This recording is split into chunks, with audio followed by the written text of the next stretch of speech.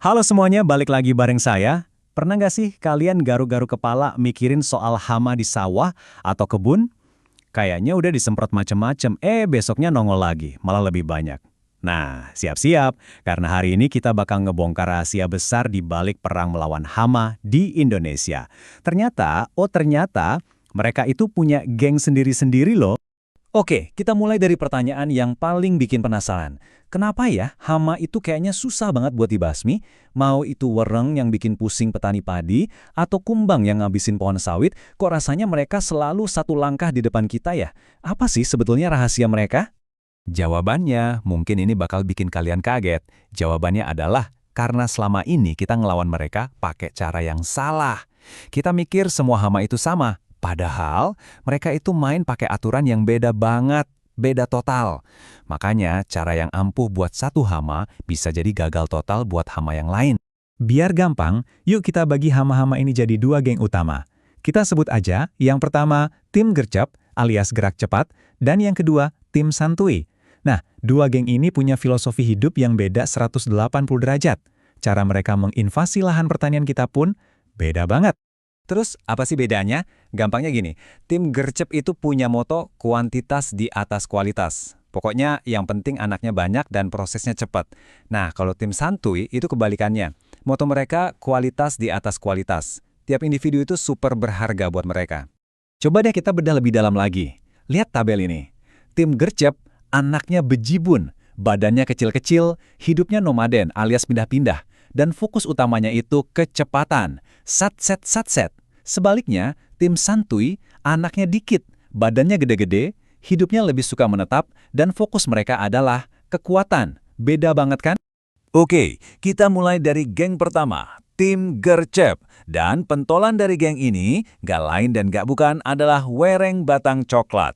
Mereka ini definisi si paling satset di dunia hama. Cepat, banyak, dan super merusak buat tanaman padi. Strategi mereka ini, kalau dalam istilah biologi, namanya seleksi R. Tapi biar gampang, bayangin aja kayak lagi main game. Tim gercep ini mainnya keroyokan.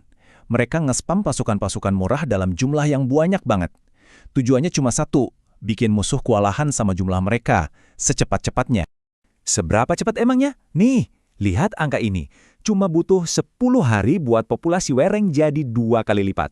10 hari doang, ini sih gila banget. Kita nunggu paket datang aja kadang lebih lama dari ini kan? Dan ini dia biang keroknya. Cuma satu ekor wereng betina, itu bisa menghasilkan lebih dari 300 telur seumur hidupnya. Ini bukan lagi soal berkembang biak, ini udah kayak pabrik produksi massal. 1 jadi 300 dalam waktu super singkat. Jadi, coba kita hitung-hitung ya. Dari sepasang wereng aja di awal musim tanam, kalau nggak diganggu, keturunannya itu bisa tembus jutaan ekor pas panen tiba. Jutaan! Ya pantas saja sawah bisa tiba-tiba kering kerontang dan gagal panen, mereka menang jumlah, telak. Nah, sekarang kita kenalan sama geng lawannya, tim santuy. Mereka ini antitesis dari tim gercep. Jagoan dari geng ini adalah kumbang tanduk, atau sering juga disebut kumbang badak. Gaya main mereka itu pelan tapi pasti, slow but sure. Strategi mereka ini namanya seleksika. Balik lagi ke analogi game ya. Mereka ini tipe yang mainnya solo, nggak suka keroyokan. Mereka fokus ngebangun satu karakter yang super duper kuat, yang overpowered alias OP, yang susah banget buat dikalahin. Coba lihat deh, siklus hidupnya beda jauh sama wereng yang cuma hitungan minggu. Kumbang badak ini butuh waktu 4-9 bulan cuma buat berubah dari telur jadi dewasa. Lama banget kan? Mereka nggak buru-buru, mereka investasi waktu buat jadi kuat. Dan hasil investasinya apa? Pertahanan super solid. Cangkang mereka itu kerasnya minta ampun, badannya gede. Ini bikin mereka kayak tank berjalan di dunia serangga. Susah banget buat predator alami, atau bahkan pestisida sekalipun untuk ngalahin mereka satu persatu. Nah, disinilah letak masalah terbesarnya. Karena kita nggak ngerti ada dua geng yang beda ini, jurus andalan kita yaitu nyemprot pestisida seringkali malah bikin rugi, malah boncos. Kok bisa? Gini, pestisida yang paling umum dijual itu tipenya spektrum luas. Bayangin aja ini, kayak kita ngejatohin bom di satu area. Pas disemprot, semua yang ada di situ kena, mati. Nggak peduli itu hama atau bukan. Padahal di sawah itu nggak cuma ada hama, tapi juga ada pasukan baik, kayak laba-laba dan kumbang lain yang justru ngebantuin petani. Akibatnya, terjadilah fenomena yang namanya resurgensi, terutama buat tim gercep. Gini prosesnya. 1. Pestisida disemprot. 2. Wereng memang mati, tapi musuh alaminya juga ikut mati. Nah, yang ketiga ini nih yang parah. Wereng yang kebetulan selamat atau kebal, tiba-tiba bisa respon atau berkembang biak lagi dengan super cepat di lingkungan yang udah steril, tanpa ada predator sama sekali. Dan ini dia ironi terbesarnya. Coba deh, lihat data ini. Waktu pestisida disemprot, yang paling banyak mati justru para predatornya, musuh alami si wereng. Kenapa? Ya karena predator ini biasanya lebih besar, lebih kelihatan, dan siklus hidupnya lebih lambat. Jadi, kita tuh secara nggak sadar justru ngebantuin wereng dengan cara ngabisin musuh-musuh alaminya. Kacau. Jadi solusinya gimana dong? Kita harus ubah total cara pikir kita. Ini bukan lagi soal perang membabi buta. Ini lebih kayak main catur. Kita harus pakai strategi yang cerdas, yang spesifik, untuk melawan tiap geng dengan cara yang berbeda. Kunci utamanya ada di sini. Buat ngelawan geng gercep yang main keroyokan, strategi terbaiknya adalah jaga dan perbanyak musuh alami mereka. Biarin alam yang lakuin tugasnya.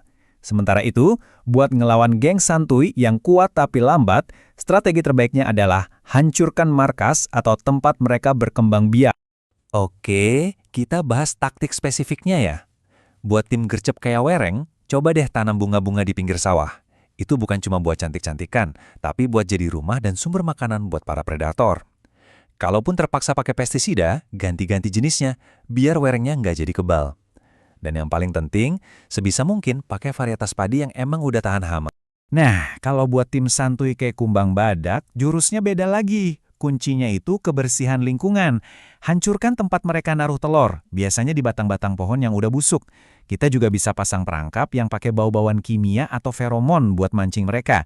Atau bisa juga pakai senjata biologis kayak jamur atau virus yang emang cuma nyerang mereka aja. Jadi, poin paling penting dari semua ini bisa kita rangkum dalam satu kalimat. Kunci pengendalian hama itu bukan soal seberapa keras kita memukul, bukan soal seberapa banyak racun yang kita semprotkan, tapi soal seberapa pintar kita memahami siapa lawan main kita dan gimana cara mereka bermain. Dan ini ngebawa kita ke pertanyaan terakhir yang harus kita renungin bareng-bareng. Setelah tahu semua ini, kita mau pilih jalan yang mana? Mau terus-terusan perang sama alam, pakai cara-cara lama yang seringkali gagal dan malah merusak, atau kita mau mulai lebih cerdas dan main catur sama alam, pakai aturan main mereka untuk keuntungan kita? Pilihan ada di tangan kita.